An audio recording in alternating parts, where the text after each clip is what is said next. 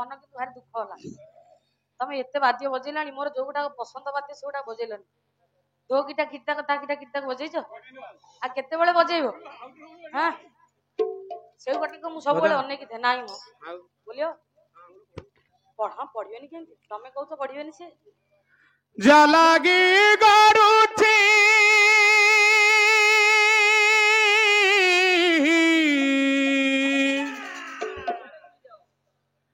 जलागी गरुथी जलागी गरुथी जीवनर नंदी घोष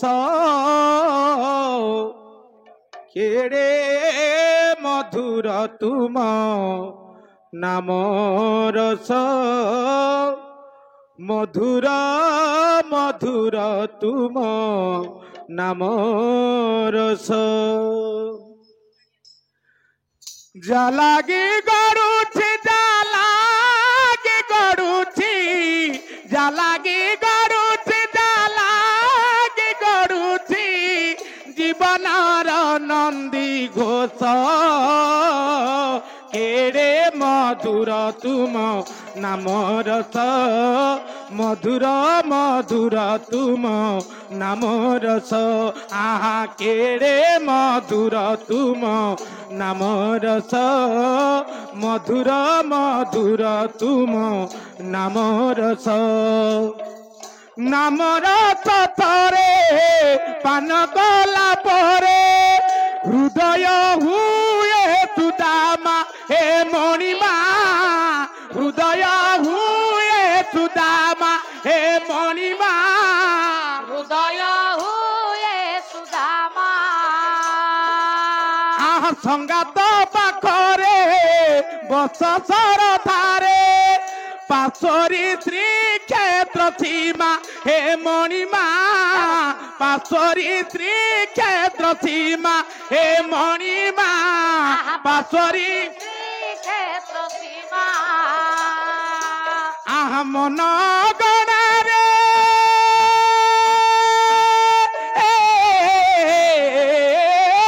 मन गणारे मन गणारे मन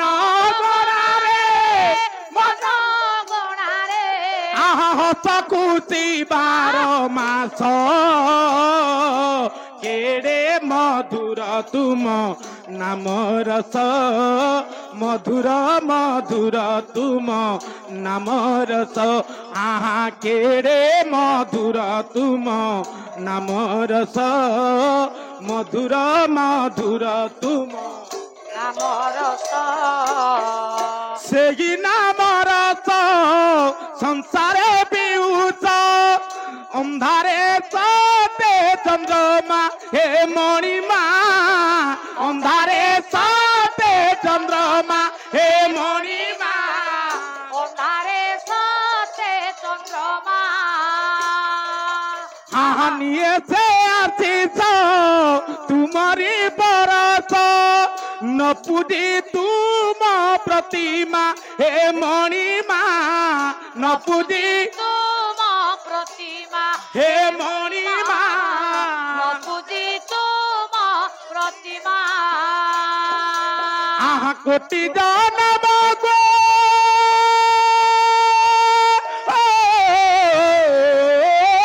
कोटि जन्म गो कोटि जन्म को आहा कोटि जन्म गो कोटि जन्म गो आत्मा सारी हुए तो सो केड़े मधुर तुम नाम रस मधुर मधुर तुम नाम रस आहा केड़े मधुर तुम नाम रस मधुर मधुर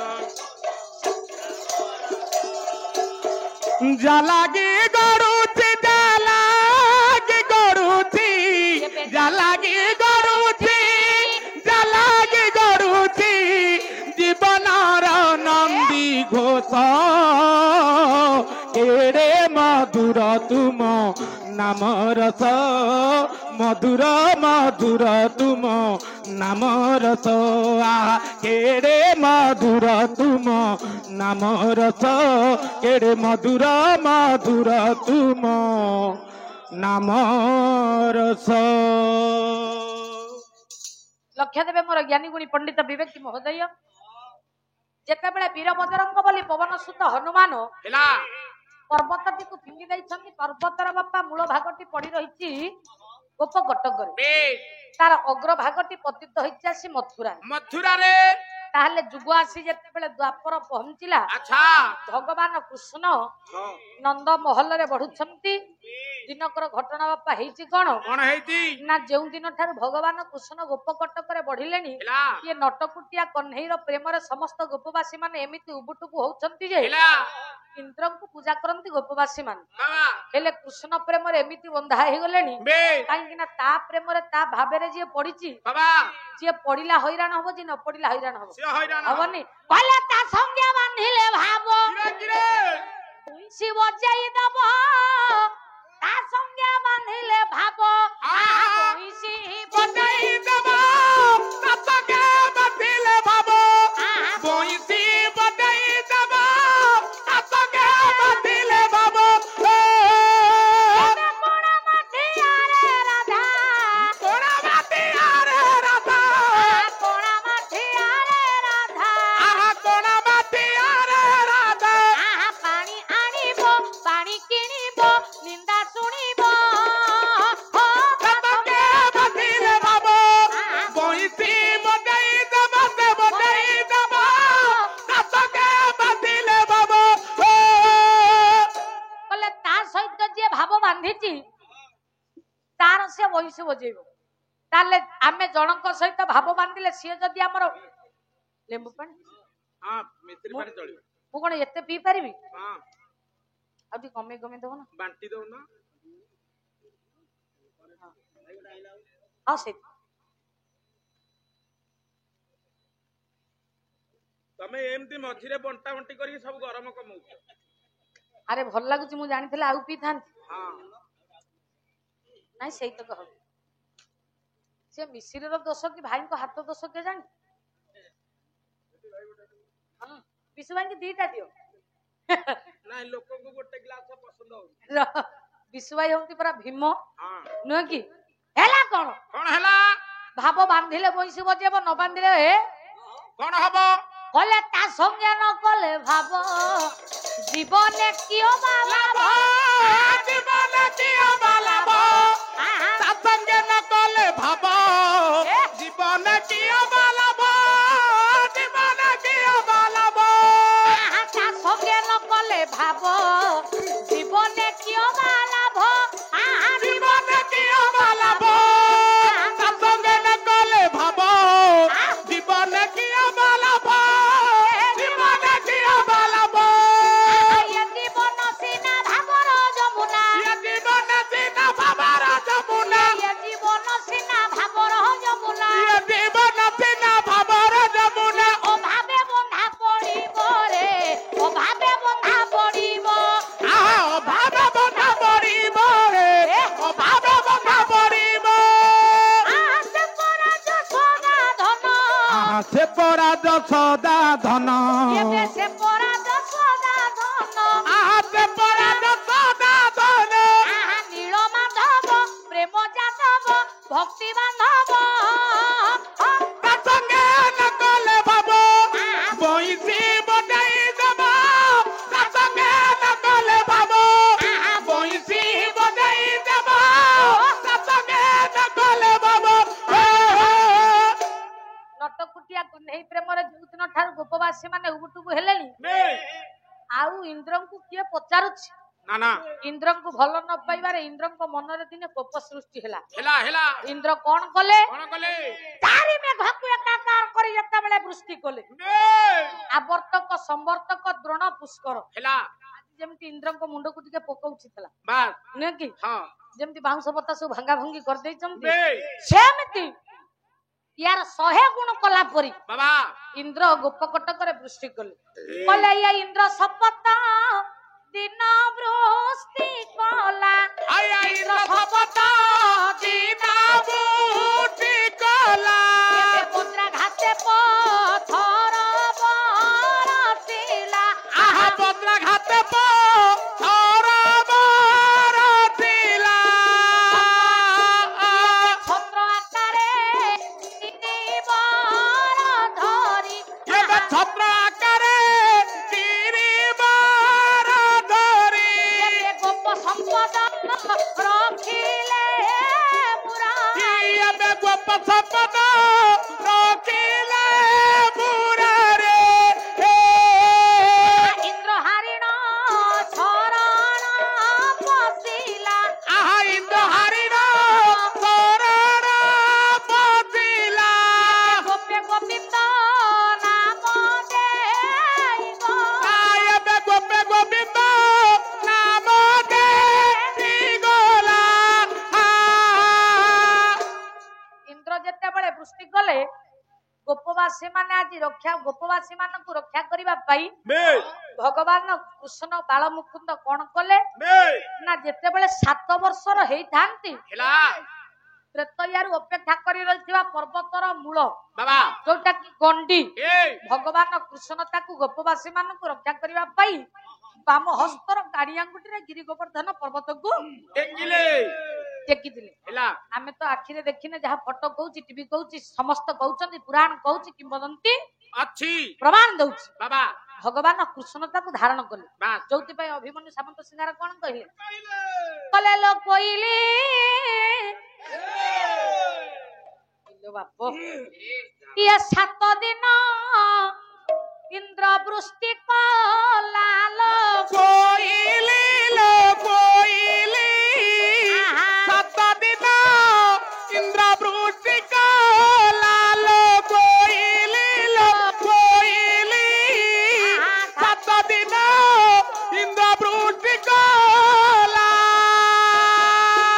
ଏବେ ଶପଥ ବରଷ ପୁତ୍ର ଆହା ଶପଥ ବରଷ ପୁତ୍ର ଶପଥ ବରଷ ପୁତ୍ର ଶପଥ ବରଷ ପୁତ୍ର ମନ୍ତ୍ର ଟେକିଲା ଲୋ କୋଇଲି ଲୋ କୋଇଲି ସାତ ଦିନ ଇନ୍ଦ୍ର ବୃଷ୍ଟି କଲା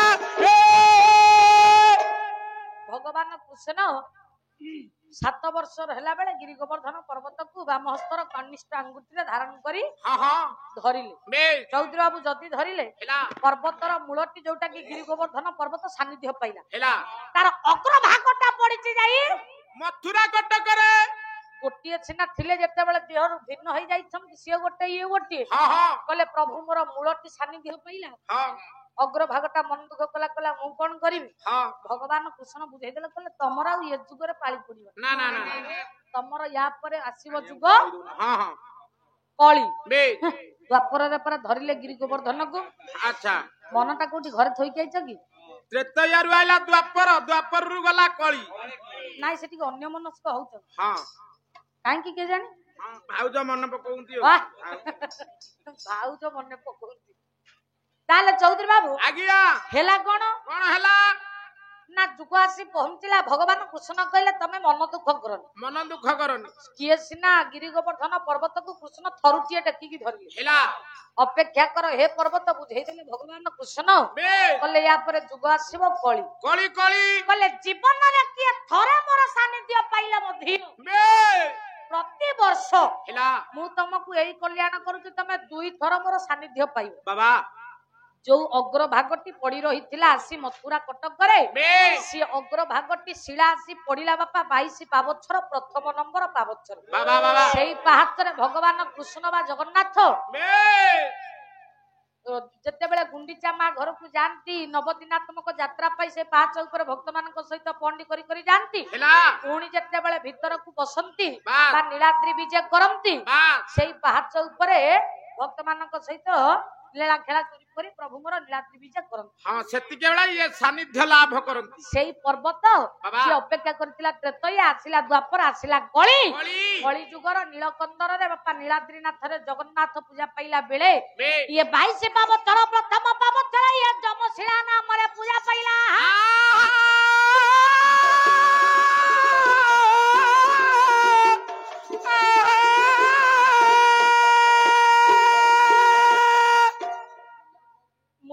ବୁଝିଲା କହିଲା ଗୋଟିଏ ପର୍ବତର ଗୋଟିଏ ପାହାଚର କିମ୍ବଦନ୍ତୀ ରହିଛି ଏତେ ଯୁଗ ଯେତେବେଳେ ବାପା ଆସି ତ୍ରେତୟା ଯୁଗ ଦ୍ୱାପର ଯୁଗ କଳି ଯୁଗର କଥା ବୁଝେଇଦେଲା ମୂର୍ଖ କହିଲା ବାବା ଜଗନ୍ନାଥଙ୍କ କଥାରେ କେତେ ଆଶ୍ଚର୍ଯ୍ୟ ରହିଛି କେତେ ଆଶ୍ଚର୍ଯ୍ୟ ଯୋଉ କଥା କାହ୍ନା ଭାଇ କହୁଥିଲେ ସିନ୍ଧୁ ତଟେ ଶ୍ରୀପୁରୁଷ ତମ କ୍ଷେତ୍ର ରାଜ ସାଧୁ ଜନେ ଅଚିତ ଅନେକ ଆଶ୍ଚର୍ଯ୍ୟ ବିଭିନ୍ନ ପ୍ରକାର ଆଶ୍ଚର୍ଯ୍ୟକର କଥା ସେଠି ଅଛି ଅଛି ଦେଖିବା ପାଇଁ ମିଳେ ତାହେଲେ ପ୍ରଥମ ପାବଛ ଗଲା ଆଚ୍ଛା ଅତିକ୍ରମ କରି ଯେତେବେଳେ ଦ୍ୱିତୀୟ ତୃତୀୟ ଚତୁର୍ଥ ପହଞ୍ଚିଲେ 5 ନମ୍ବର ପାହାଚରେ ହେଲା ଦେଖିଲେ ବାମପଟ ପାର୍ଶ୍ୱରେ ପୂଜା ପାଉଛନ୍ତି ଲେଖା ହେଇଛି କାଶୀ ବିଶ୍ୱନାଥ ମନ୍ଦିର ହେଲା ହେଲା ତାହେଲେ ସେ 5 ନମ୍ବର ପାବଛ ସିଧା କାହିଁକି ଆଜି କାଶୀ ବିଶ୍ୱନାଥ ଯେତେ ଶଙ୍କର ଭଗବାନ ପୂଜା ପାଇଲେ ଦିନେ ବାଇଆ ହୋଇ ହେଲା ଅକର୍ମ କର୍ମଦାୟକ ଶଙ୍କର ଭଗବାନ ସିଏ ପାହାଚ ଉପରେ ବସି ପଡିଥିଲେ ବୋଲି ସେଠି ପୂଜା ପାଇଲେ ଆପଣ ମାନଙ୍କର କାଶୀ ବିଶ୍ୱନାଥ 5 ନମ୍ବର ପାବଛକୁ ଅତିକ୍ରମ କରି ଯାଇ ପହଞ୍ଚିଲେ 9ମ ନମ୍ବର କହିଲେ ସମସ୍ତଙ୍କର ଇଏ ସବୁ ପାହାଚ ଗୁଡାକରେ ତ ଖାଲି ଲୋକ ହେଲେ ଇଏ 9 ନମ୍ବର ପାହାଚଟାରେ ଯୋଉଟା କି ମାଙ୍କଡା ପଥର ବା କଳାମୁଗୁନି ପଥର ୟା ଉପରେ କାହିଁ ଏତେ ବ୍ରାହ୍ମଣ ମାନେ ବସିକି ଖାଲି ସ୍ୱାହା ସ୍ୱାହା କରୁଛନ୍ତି ଇଏ କଣ ସବୁ ପିଣ୍ଡ ବାଡୁଛନ୍ତି କହିଲେ ବ୍ରାହ୍ମଣ ମାନେ ଏଇ 9ମ ନମ୍ବର ପାହାଚରେ ବସି କଣ ପିତୃପୁରୁଷ ଉଦ୍ଦେଶ୍ୟରେ କାହିଁକି ପିଣ୍ଡ ଦିଅନ୍ତି କାହିଁକି ଦିନକର ଘଟଣା ହେଇଛି କଣ ହେଇଛି କହିଲେ ମୋର ଇଏ ଶିଳା ଅବବେତବ ଇଏ ପଦାଙ୍କ ପର ଆହା ପିତୃ ପିତାମହ ଉଦ୍ଦେଶ୍ୟ ପିଣ୍ଡ ବାଢନ୍ତି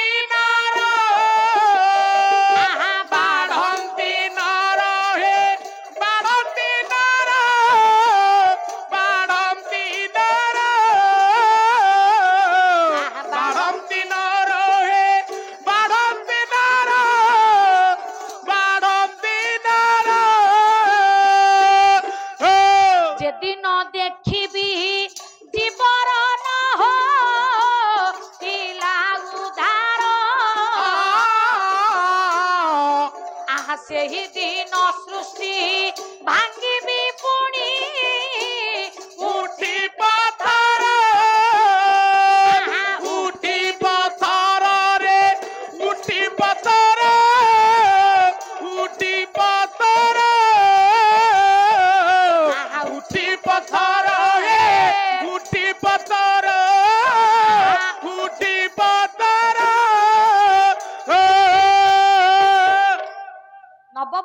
ପାବଛରେ କାହିଁକି ବଣକ ବା ବ୍ରାହ୍ମଣ ମାନ ବସି ପିତୃ ପିତାମହଙ୍କ ଉଦ୍ଦେଶ୍ୟରେ ପିଣ୍ଡ ଦିଅନ୍ତି ଆଜି ମୁଁ ଭାରି ହଇରାଣ କରେଇଲେଣି ନା ଆଜି ଟିକେ ପରିଶ୍ରମ ପଡୁଛି ହଁ ହଉ ସବୁଦିନ କଣ ହଉଛି ନା ଆଜି ଦିନଟା ତ ତାହେଲେ ଚୌଧୁରୀ ବାବୁ ଆଜ୍ଞା ହେଲା କଣ ହେଲା ନା କାହିଁକି ସେ 9ମ ନମ୍ବର ପାବଛରେ ବସି କଣ ପାଇଁ ପିତୃ ପିତାମହ ଉଦ୍ଦେଶ୍ୟରେ ବ୍ରାହ୍ମଣ ମାନେ ବାପା ପିଣ୍ଡ ବାଡନ୍ତି କଣ ତାର ରହିଛି କାରଣ ତାର କିମ୍ବଦନ୍ତୀ କଣ ଅଛି କଣ ଆପଣ ମାନେ ଗୟାସୁର ବିଷୟରେ ଭଲ ଭାବରେ ଜାଣିଥିବେ ହେଲା ଗୟାସୁରର ତାଣ୍ଡବରେ ଗୟାସୁରର ପ୍ରକୋପରେ ଯେତେବେଳେ ସମସ୍ତ ଦେବତା ମାନେ ଥରହର ହେଲା ବୈକୁଣ୍ଠପତି ନାରାୟଣଙ୍କର ଆଶୀର୍ବାଦକୁ ପାଇଛନ୍ତି ଗୟାସୁର ଯେଉଁ ନାରାୟଣଙ୍କର ଆଶୀର୍ବାଦରେ ଆଜି ଗୟାସୁର ବାପା ପୃଥିବୀରେ ଅଦ୍ୱିତୀୟ ଯୋଦ୍ଧା ଭାବିଲ ଯେତେବେଳେ ଗୟାସୁରର ପ୍ରକୋପକୁ ଦେବତା ମାନେ ସହି ପାରିଲେନି ବାଧ୍ୟ ହୋଇ ଦେବତା ମାନେ ଯାଇ ନାରାୟଣଙ୍କ ଦୁଃଖ ଜଣାଇଲେ ନାରାୟଣ କଣ କଲେ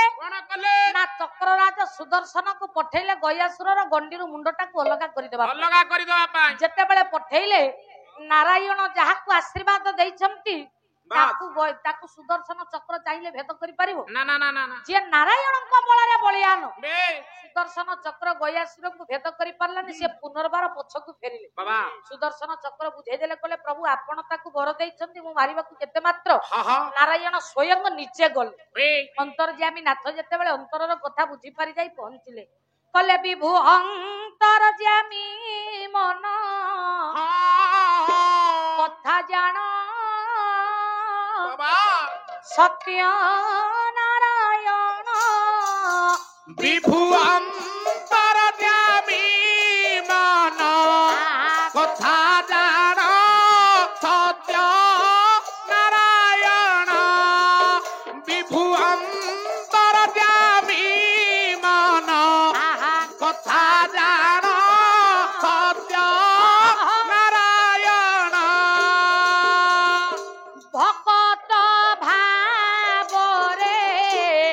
लो भाई भक्त की धन देला नेई आहा भक्त की धन देला नेई भक्त की धन देला नेई धन्य भगवान भक्त जीवन आहा धन्य भगवान भक्त जीवन एबे धन्य भगवान भक्त जीवन आहा धन्य भगवान भक्त जीवन एबे भक्त आरत करण डेरी शुण सत्य नारायण हे विभु अंतर्यामी गण कथा जान सत्य नारायण अंतर्यामी नारायण अंतरर कथा को बुझी पारि आहा जेतेबेले गयासुरଙ୍କ निकटरे आसी पहुंची गले हे हे बुझेले कले गया ए गया तमे आजी युद्धरे मोठारु जीती गलो बाबा काहेकि कोन पाई ना युद्धर नियम कहूची बे मु सुदर्शन को पठेइतिली से तुमको भेद करि परलानी माने मु हारिली हारिरी युद्ध नियम कहूची युद्धरे जे जीतिबो बाबा से हारिबा वालाटा को दबो दब दब कारण तमे जीतिलो बे मु हारिली हेला मु मागिबी बाबा तमे मते देबो देव गयासुर कले प्रभु ठीक अछि आपण मते जहा मागिबे हेला मु ताहा निश्चित भाबरे देबी देवी देवी भगवान नारायण कले सेमिति मागिबी ना ना तमे जदि मो पाखरे 3 बार सत्य करिवो बे ताहले मु तुमको मागिबी मागिबी मागिबी गयासुर कले प्रभु ठीक अछि मु सत्य कली जहा तमे मागिबो मुता देवी नारायण कले तमर ये जो कदर्य रूप हेला तमर जो ये ऐश्वर्य प्रकृति को आज धरणी माता बा देवता माने सह्य करि परना समय विकटाल रूप को सहाय करि परिबो तेणु तमे गोटे काम कर बाबा जन समाजर मंगल पाई प्राणींकर उपकार पाई हे हे तमे ये रूप को परिवर्तन करी अन्य एक रूप को परिवर्तित हो जाओ हेला हेला हेला काहेकि कोन ना पाई जगतर मंगल जे करि पारे जगतर हित जे चिंता करि पारे ता थारु हित आकांक्षी बाबा आ दुनिया भितरे केही न होई केही पारे नाइ कंधमाल रंधकपि भीम भई पदुटिया कहिले कोन से कहिले कोन कइले हलैया प्राणींक आरत बाबा दुख प्रमित प्राणी को आरत दुख प्रमित आरत दुख प्रमित प्राणी को आरत दुख प्रमित देखो देखो क्या बा साहू साहो साहो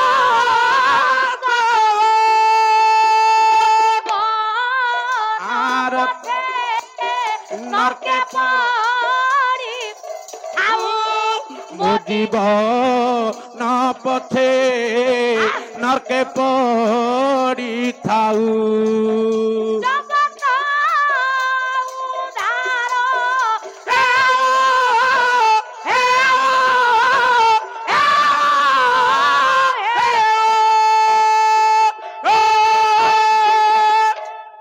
बोले जे प्राणींकर भल मंद दुख सुख को चिंता करि पारे ता थारु महत आ दुनिया भितरे केही न होई पारन तेणु वैकुंठपति नारायण कले तमे तमर ये रूप को बदलाई अन्य एक रूप को परिवर्तन रूपांतरण हो जा नारायण आशीर्वाद रे गया गोटे शिला बाबा गोटे पथराकृति हेले गया सत रखिले प्रभु मु सिना जन जगतर हित पाई गोटे पथर हो गली हेले मोर एतिकी कथा मने रखंतु कोन ना जन जगतर हितरे बा मंगल रे मु काम रे आसीबी मोरी ऊपर बसी ଯିଏ ତାର ପିତୃ ପିତାମହ ଉଦ୍ଦେଶ୍ୟରେ ପିଣ୍ଡ ଦେବ ବାବା ତାର ଶପଥ ପୁରୁଷ ଉଦ୍ଧାର ହବ। ବାସ୍ ଯୋଉ ଦିନ ଦେଖିବି ମୋ ଉପରେ ଯିଏ ପିତୃପୁରୁଷ ଉଦ୍ଦେଶ୍ୟରେ ପିଣ୍ଡ ଦେଲା ତା ସାତ ପୁରୁଷ ଉଦ୍ଧାର ନହେଲା ହଁ ହଁ ସେଇଦିନ ମୁଁ ପଥର ରୂପକୁ ଭାଙ୍ଗି ହଁ। ପୁଣି ମୋର ପୂର୍ବତନ ରୂପ ଗୟାସୁର ରୂପକୁ ଧାରଣ କରିବି।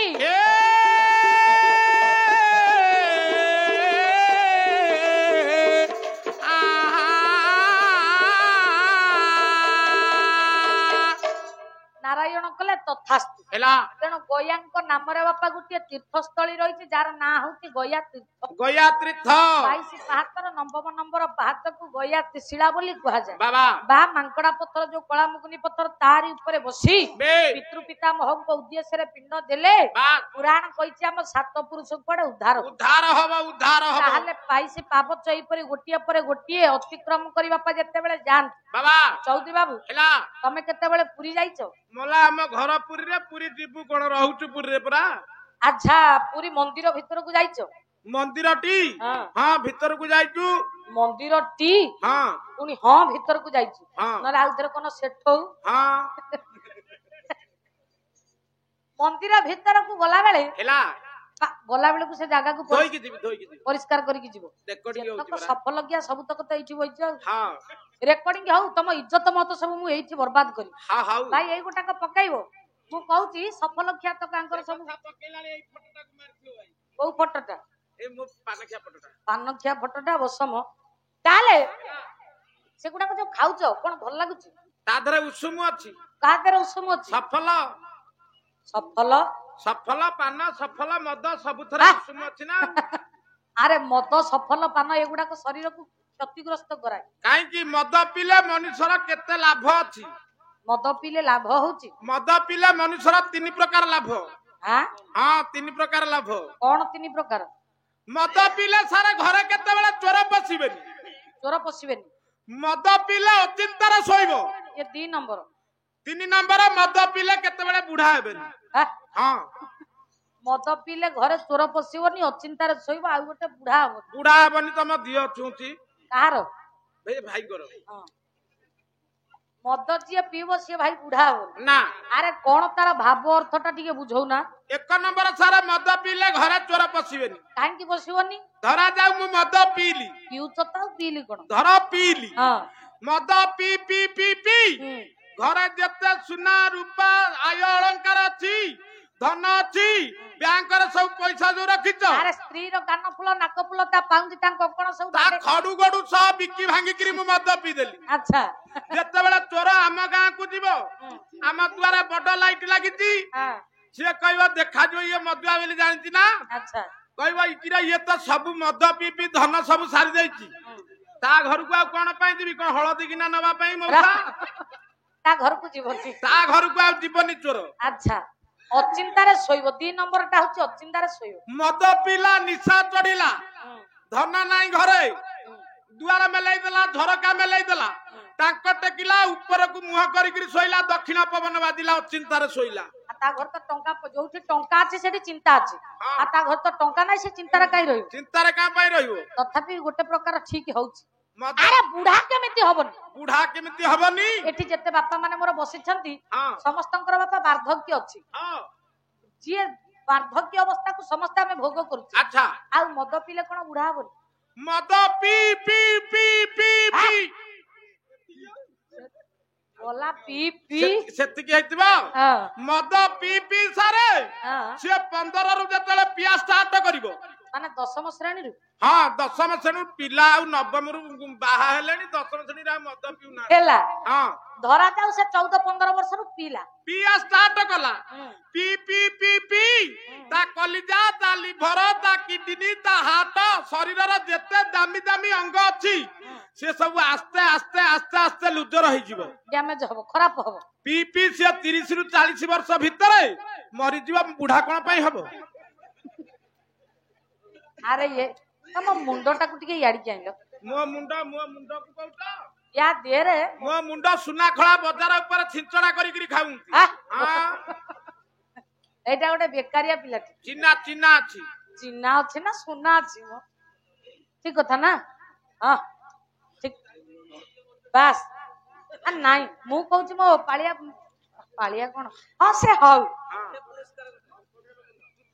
କମ୍ପ୍ୟୁଟର ମୁଣ୍ଡ ନୁହଁ କି ଯା କମ୍ପଟର ବାପା ଯିଏ ମଦ ପିଇବ ସେ 30-40 ବର୍ଷ ଭିତରେ ତା ଶରୀର ଗୁଡାକ ସବୁ ବେଳକୁ ବେଳ ଦୁର୍ବଳ ହବାକୁ ଲାଗିବ। ହଁ ସେ 60 ବର୍ଷରୁ ଯିଏ ଅଧିକ ହବ ସେ ବୁଢା ବା ବାର୍ଦ୍ଧକ୍ୟ ତାକୁ ଛୁଏଁ।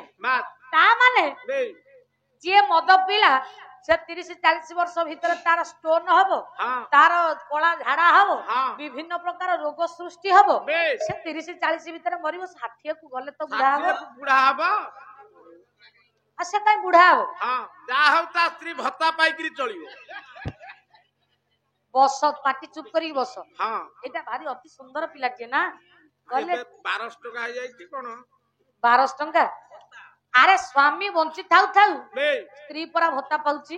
ହଁ ଯାହାର ଉପର ସ୍ତରରେ ହାତ ଅଛି, ବେ ଯିଏ ମନ୍ତ୍ରୀକୁ ଚିହ୍ନିଛି, ସିଏ ତା ସ୍ୱାମୀ ବଞ୍ଚି ଥାଉ ଥାଉ କଣ ଦେଖେଇକିରି କହୁଛ ଯୋଉ ଆମେ କଣ ଜାଣିପାରୁନୁ? ଦେଖେଇକି କାହାକୁ ଆମ ଘରେ ପାଉଛନ୍ତି। ର ମନକୁ ତ ଶୁଆ ମୂଲ ଶୁଆ ଗାଇବ, ମୁଁ କାହିଁ କହିବାକୁ ଯିବି। ଚୌଧୁରୀ ବାବୁ କହିବାର ଉଦ୍ଦେଶ୍ୟ ବେ ସେଦିନ 22 ପାବଛ ହେଲା ପ୍ରଥମରୁ ଅତିକ୍ରମ କରି ଏକାଥରକ ଗଲା ବେଳେ 22ଟା ପାବଛ ପଡେ ନା। ଆଚ୍ଛା ପ୍ରଥମରୁ ଗଣିଯିବେ ବାପା, ଯୋଉ ପର୍ଯ୍ୟନ୍ତ ବେତବାଡି ବାଜୁଛି, ହଁ ହଁ ବେତବାଡି ବାଜିବା ପର୍ଯ୍ୟନ୍ତ ପାହାଚର ସଂଖ୍ୟାଟା ହଉଛି ବାପା 19ଟି ପାହାଚ। ବେ ଏ 22ଟା ପାହାଚ ଏକା ବେଳକେ ପଡେ ନା। ନା ନା ବେତବାଡି ବାଜିବା ପର୍ଯ୍ୟନ୍ତ ପାହାଚର ସଂଖ୍ୟାଟା ହଉଛି 19। 19 କୈବଲ୍ୟ ଖଳା ଆଡକୁ ଗଲା ବେଳକୁ ଆଉ ରହିଛି 2ଟି ପାହାଚ, 19 2 21 ହାତରେ ଗଣନା ନଲେ ହଁ 19 2 21। ବାସ୍ ଆଉ ଗୁମୁଟା ଦ୍ୱାରରେ ରହିଛି ଆଉ ଗୋଟିଏ ପାବଛ ଆହା 21 ଏକେ 22 ଇଏ ହେଲା ମିଶିକରି 22ଟା ପାହାଚ। ହଁ ସେଇଥିପାଇଁ 22 ପାହାଚ ଆଉ। ଚୌଧୁରୀ ବାବୁ ଆଜ୍ଞା ସେଇଥିପାଇଁ 22 ପାହାଚ ବୋଲି କହନା। ଆଉ କାହିଁକି ତା ନା 22 ପାବଛ ରହିଛି? କଣ ପାଇଁ ବହି ଚାହିଁଥିଲେ ହେଲା 23 ହେଇଥାନ୍ତା ହଁ କି 24 ହେଇଥାନ୍ତା, ହଁ ତାହେଲେ 22 ପାବଛ ତା ନା କାହିଁକି ରହିଛି? କାହିଁକି ତା ମାପରେ ଘରେ ଘର ଯେତେବେଳେ ହଉଛି ସିଢି ହଉଛି ତା ମାପରେ ଛିଡିବ ଯେତିକି ପାହାଚ ନା ଆଉ। ତେଣୁ ସେଠି 22ଟା ପାହାଚ ମାପରେ ସେଟା ଛିଡିଲା। ମାପରେ ଛିଡିଲା। ତମେ ମିସ୍ତ୍ରୀ ହେଇକି ଯାଇଥିଲ ନା ସେଠିକି ତିଆରିବାକୁ। ଆଉ ୟା ଉପରକୁ ବଳ ନାହିଁ ତାହେଲେ ହେଲା 22ଟା ପାବଛ ତାର ନାମଟି କାହିଁକି ରହିଲା? କଣ ପାଇଁ ସେ ପାହାଚର ନାଁ ବେ ଆଗୁଆ ଥିଲା ବାପା ବହିଷ୍ଠ ପାବଛ। ବେ ବହିଷ୍ଠ କହିଲେ ମନ୍ଦିରର ବାହାରେ ହେଲା ଯୋଉ ପାବଛ ଗୁଡାକ ଥାଏ ବେ ତାକୁ ବହିଷ୍ଠ ପାବଛ ବୋଲି କୁହାଯାଏ। ତା ମାନେ ଆଗରୁ 22 ପାହାଚ ନଥିଲା, ବହିଷ୍ଠ ଥିଲା। ବହିଷ୍ଠ ପାବଛରୁ ସେ ନାଁଟା ଅପ୍ରଭଂଶ ହେଇଛି 22 ହଁ 22 ପାବଛ। ଇଏ ପ୍ରଥମ କାରଣ। ଆଚ୍ଛା ଦ୍ୱିତୀୟରେ ଦ୍ୱିତୀୟରେ 22 ହଁ ତାକୁ ସନ୍ଧି ବିଚ୍ଛେଦ କଲ। 22 ଯୁକ୍ତ ଇସ ସମାନେ 22 ବାୟୁ ହଁ ବାଇ ହଁ ଯୁକ୍ତ ଇସ ସମାନେ 22। 22 ବାଇ କହିଲେ ବାଇ ଠାକୁରାଣୀ କାହାକୁ କୁହାଯାଏ? ବାଇ ଠାକୁରାଣୀ ହେଲେ ଲକ୍ଷ୍ମୀ। ହଁ ଯୋଉ କଥାକୁ ବଳରାମ ଠାକୁର କହିନାହାନ୍ତି, ଓ ତୁ ବାଇ ପରାୟ ହୋଇ ତୋ ଜଗନ୍ନାଥ କହ୍ନେଇ ତୋ ସ୍ତ୍ରୀ ବାଇ ପରାୟ ହୋଇ ବୁଲୁଛି। ବାସ୍ ଶ୍ରୀଆ ଚଣ୍ଡାଳୁଣୀ ଘରକୁ ଯେତେବେଳେ ମା ଲକ୍ଷ୍ମୀ ଯାଇଥିଲେ, ଓ ବାଇ ଠାକୁରାଣୀ ବୋଲି ଲକ୍ଷ୍ମୀକୁ କୁହାଯାଏ। ହେଲା ତାହେଲେ ବାଇ କହିଲେ ଲକ୍ଷ୍ମୀ, ହଁ ହଁ ଈଶ କହିଲେ ତାଙ୍କର ସ୍ୱାମୀ। ଲକ୍ଷ୍ମୀଙ୍କର ସ୍ୱାମୀ ହେଲେ ଜଗନ୍ନାଥ ବା ନାରାୟଣ। ହଁ ତେଣୁ ବାଇ କହିଲେ ଲକ୍ଷ୍ମୀ, ଈଶ କହିଲେ ନାରାୟଣ ବା ସ୍ୱାମୀ ବା ତାଙ୍କର ହଉଛନ୍ତି ଠାକୁର ଯେ କି ଜଗନ୍ନାଥ। ବେ ତେଣୁ ସେ ପାହାଚର ନାଁ ରହିଛି ବାଇ ଈଶ। ବାଇ କହିଲେ ଲକ୍ଷ୍ମୀ, ଈଶ କହିଲେ ତାଙ୍କର ସ୍ୱାମୀ ନାରାୟଣ। ସେ ପାହାଚର ନାଁ ହଉଛି ଲକ୍ଷ୍ମୀ ନାରାୟଣ। ପାପଚ ଇଏ ଦ୍ୱିତୀୟ ନମ୍ବର। ଦ୍ୱିତୀୟ ନମ୍ବର। ତୃତୀୟରେ ତୃତୀୟରେ 22 ବାସ୍ ଦିନେ ବାଇ କହିଲେ ବାଇଆ ହୋଇ, ବାସ୍ ଈଶ କହିଲେ ଈଶ୍ୱର ଯେ କି ଶଙ୍କର ଭଗବାନ। ବାବା ସିଏ ପାହାଚ ଉପରେ ବସିଥିଲା ବୋଲି ଆହା ସେଇ ଦିନଠୁ ତାର ନାଁ 22 ପାହାଚ। ଏ ଆହା ଇଏ ହେଲା 3ଟା କାରଣ। ବାବା 4 ନମ୍ବର 4 ନମ୍ବର ସାରା କଣ କାହିଁକି ତା ନାଁ 22 ପାହାଚ ହେଇଛି? କଣ ପାଇଁ ଯୋଉଥିପାଇଁ ଆପଣ ମାନଙ୍କର ଜୟଦେବ ଗୋସ୍ୱାମୀ ଓ ଗୀତ ଗୋବିନ୍ଦରେ ପଦୁଟିଏ ବାପା ସୁନ୍ଦର ପଦଟିଏ ସେ ବୁଝେଇ କଣ ଦେଲେ। କହିଲେ ଜଗନ୍ନାଥଙ୍କର ଯୋଉଟା ଅତି ପ୍ରିୟ, ବାସ୍। ଜୟଦେବ ଗୋସ୍ୱାମୀ ଗୀତ ଗୋବିନ୍ଦରେ କହିଲେ, ଆଚ୍ଛା କହିଲେ ଶ୍ରୀ ଜୟ ଦେବ କବେରିଦଂ, ବାବା ଶ୍ରୀ ଜୟ ଦେବ କବେରିଦଂ, ମୁଦିତଂ ମୁଦାରଂ, ଶ୍ରୀଜୟ ଦେବ କବେରିଦಂ ମୁଦିତಂ ମୁଦାରಂ ଶୃଣୁ ଶୁଭଦଂ ସୁଖଦଂ ଭବ ପାଦಂ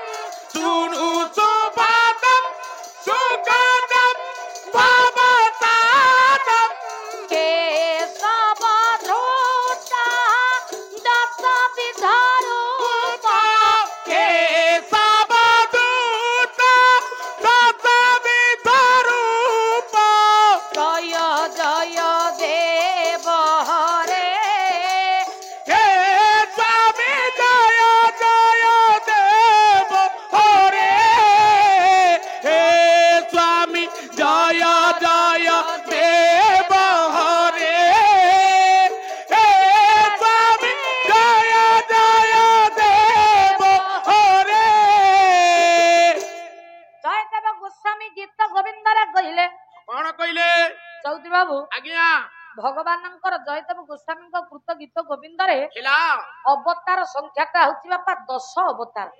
10 ଅବତାର ଭଗବାନଙ୍କର ଅବତାରଟା ହଉଛି ବାସ୍ 10 ଅବତାର ବାସ୍ ନୁହେଁ କି ବାପା? ହଁ ହଁ ମତ୍ସ୍ୟ, କଶ୍ୟପ, ବରାହ, ନୃସିଂହ, ବାମନ, ରାମ, ବଳରାମ, ପରଶୁରାମ, ବୌଦ୍ଧ, କଳ୍କି କଲ୍କି ଇଏ ହଉଛି 10 ଅବତାର। ଆଚ୍ଛା ଜୟଦେବ ଗୋସ୍ୱାମୀ କଲେ 10 ଅବତାର ଭିତରେ ବେଶ ଭଗବାନଙ୍କର ହଁ ହଁ ପାଦର ସଂଖ୍ୟାଟା ହଉଛି 22। ଇରେ 10 ଅବତାର ଭିତରେ ସିନା 20 ହବ କାହିଁ ସମସ୍ତେ କଣ ମଣିଷ ଯେ ତାଙ୍କର ଗୋଡି ହବ? ନାଇଁ 10 ଅବତାର ଭିତରେ ଆଚ୍ଛା ପାଦର ଅନ୍ୟ ନାଁ ହଉଛି ମଧ୍ୟ ପାବଚ୍ଛ, ପାବଚ୍ଛର ଅନ୍ୟ ନାଁ ହଉଛି ପାଦ।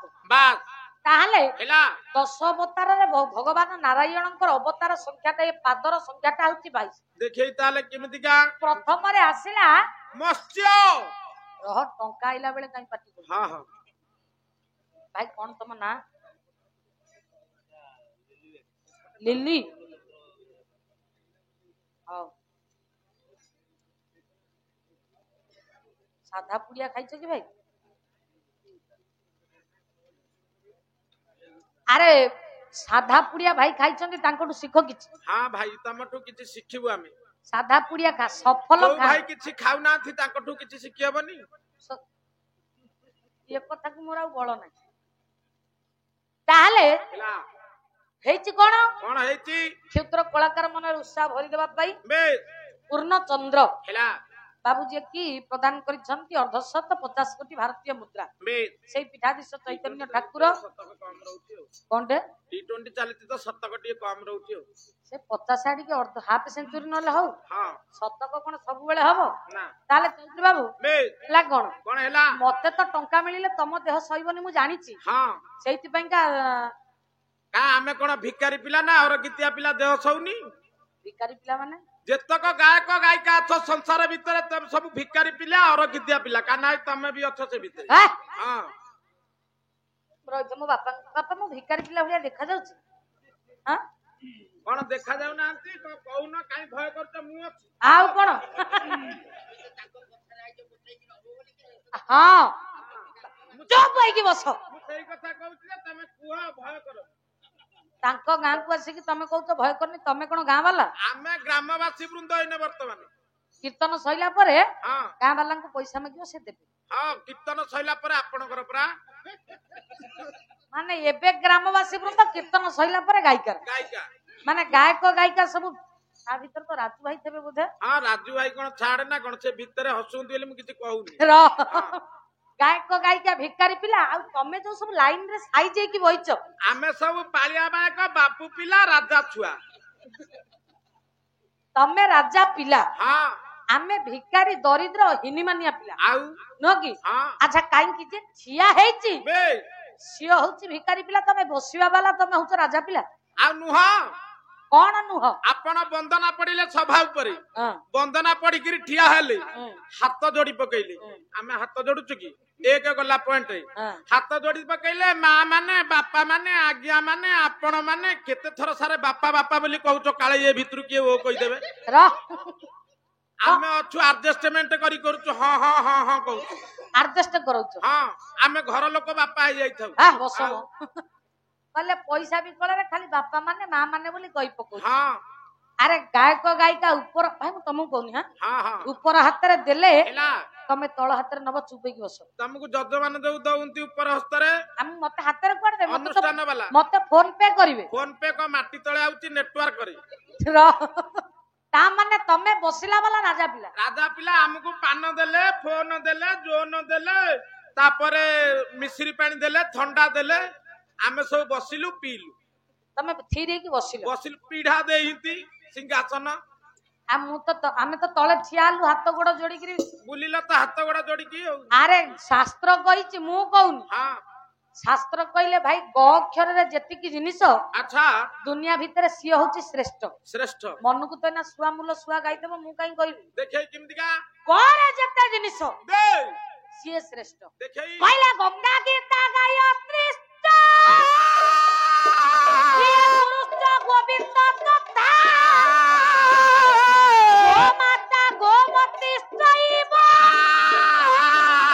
ସପ୍ତ ନୌକା ଯୁগে ଯୁগে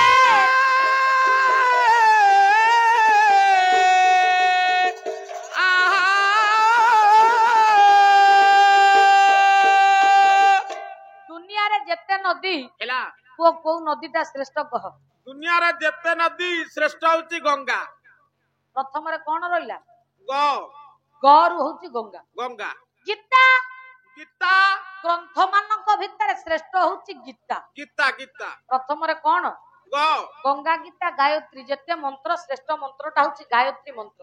ଗ ରହିଲା ଗୁରୁ କହିଲା ଜୀବନ ପରିତ୍ରାଣ ଦାନ ଇଏ ଗୋବିନ୍ଦ ବିନୁ ନାହିଁ ଆନ। ଗୋବିନ୍ଦ ବିନୁ ନାହିଁ ଆନ ଗୋବିନ୍ଦ ବିନୁ ନାହିଁ ଆନ।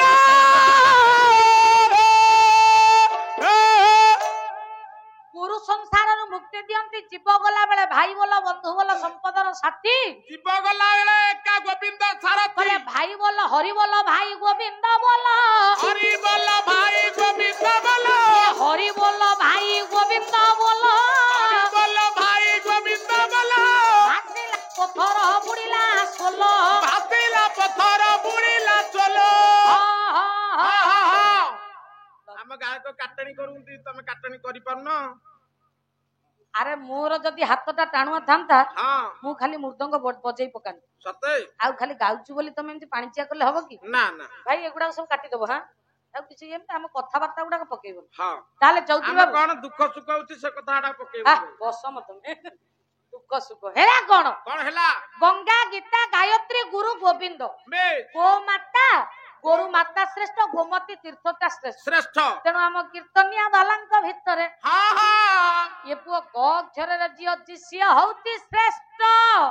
ଇରେ ଆମ ପବରେ କଣ ଶ୍ରେଷ୍ଠ ନାହାନ୍ତି ଯେ ଖାଲି ତାଙ୍କ ଗରେ ଶ୍ରେଷ୍ଠ ଅଛନ୍ତି? ଆରେ କୀର୍ତ୍ତନିଆ ବାଲାଙ୍କ ଭିତରେ ଗରେ ଗାୟକ ଗାୟିକା ହଁ ସିଏ ହେଲେ ଶ୍ରେଷ୍ଠ। ଆମ ପରେ ବି ଶ୍ରେଷ୍ଠ ଅଛନ୍ତି ବରେ ବି ଶ୍ରେଷ୍ଠ ଅଛନ୍ତି। ମାନେ ବରେ ବାୟକ ବରେ ଅଛନ୍ତି। ମୁଁ ଆଗେ ପଟା ମୋ କଥା ଆଗୁଆ କହିଦିଏ ପରେ ପାଳିଆ ପରେ ପାଳିଆ ଆପଣ ପାଳିଆ ଅଳିଆ। ହଁ ଆଉ ଗାୟକ ଗାଈ ଚରେ ଚରେ ଗାୟକ ନୁହଁ। ଆଉ କହିଲେ ଗାୟକ ଗାଈ ଚରେ ଚରେ ଗାୟିକା।